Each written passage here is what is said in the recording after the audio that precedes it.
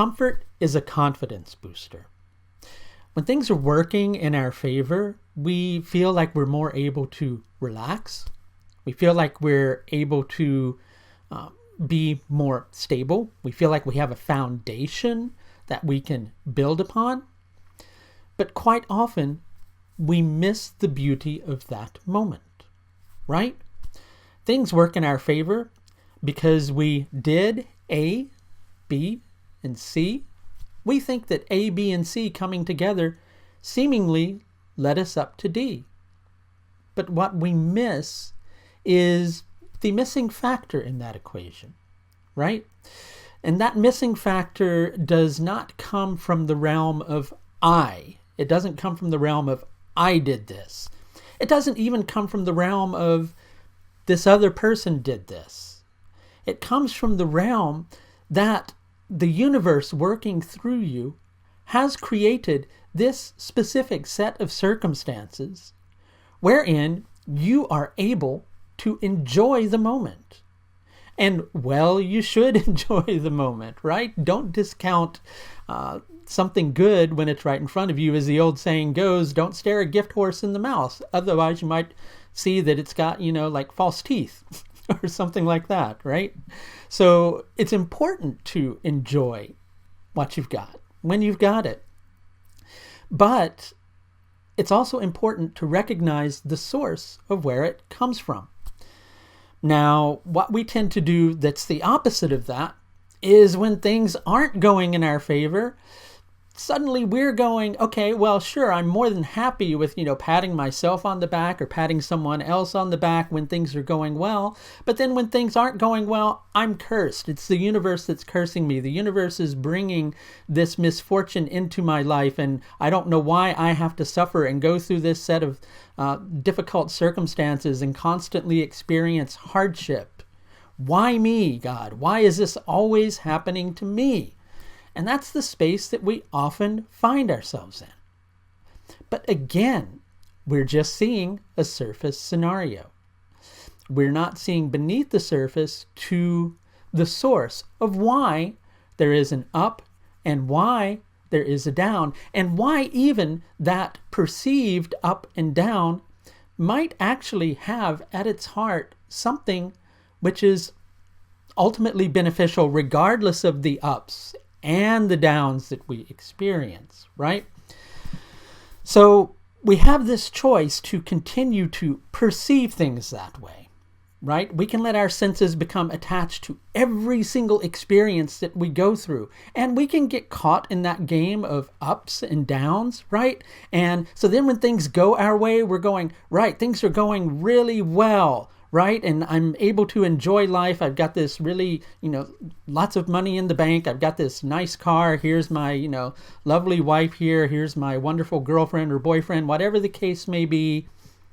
But then next thing you know, we're going, yeah, I've got all this stuff, but life doesn't really have any meaning to me.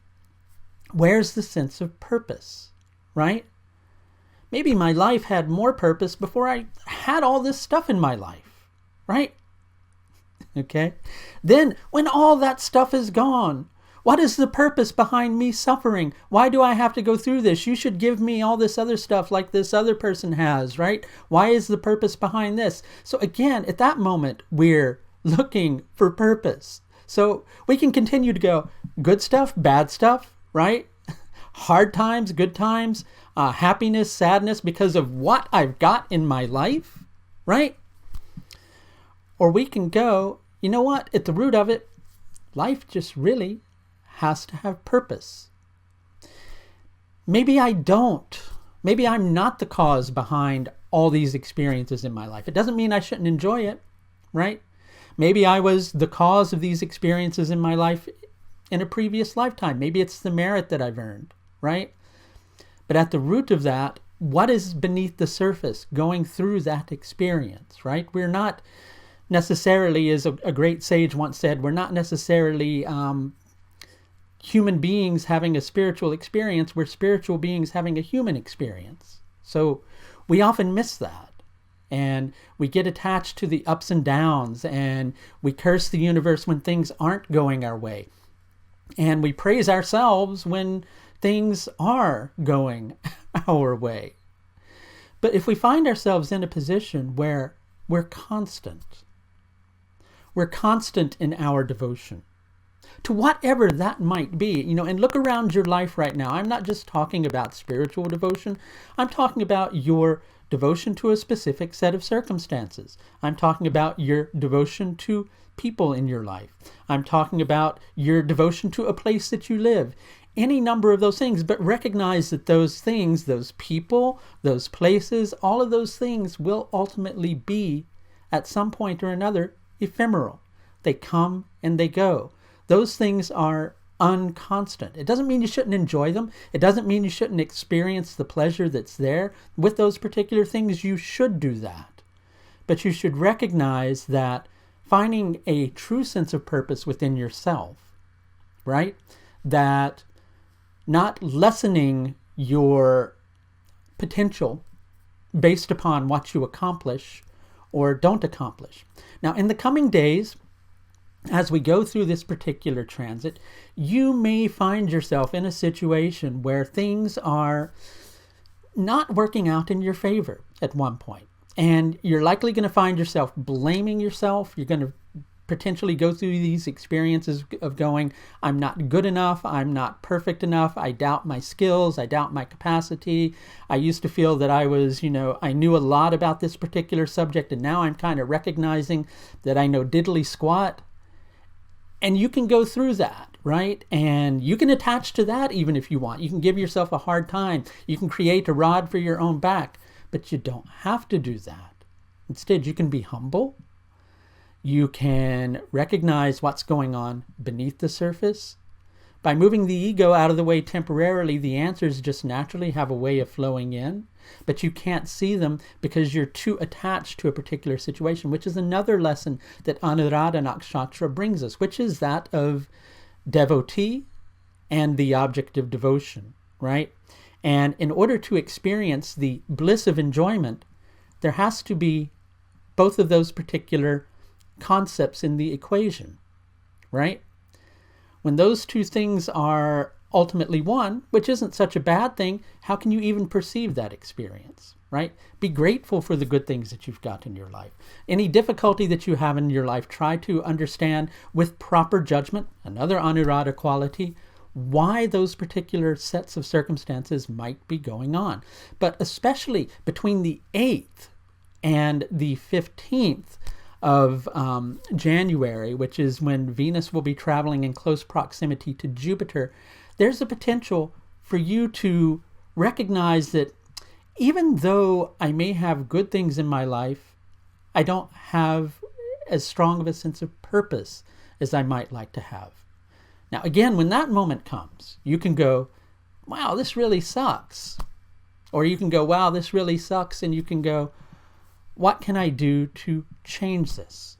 How can I expand inside of myself so none of these ups are going to take me to the extent that I ultimately crash back down? Instead, I'm going to stay up. And none of these downs are going to pull me down into the dirt without also letting me find the mud with which to sink my roots into so that I can flower and blossom, right? Everything happens for a reason. So in the coming days, if things get stressful, try to understand why. And if things are going joyful, allow yourself to enjoy, but at the same time, recognize the reason why. Both the good things and the seemingly difficult things that come your way, all of it is something that's beneficial ultimately for your growth, for your evolution.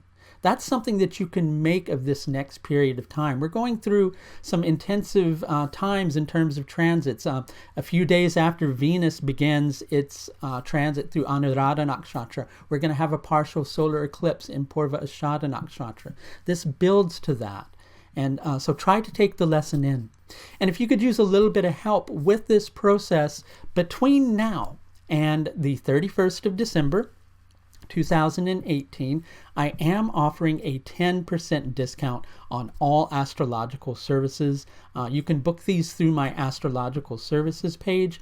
When you go to book between now and midnight December 31st, then enter the discount code HAPPY, all uppercase letters, at the link above. That's going to do it for this look at Venus's transit through Anuradha Nakshatra from the 2nd of January to the 15th of January 2018. Until next time, please do take the very best care of yourself. Bye now.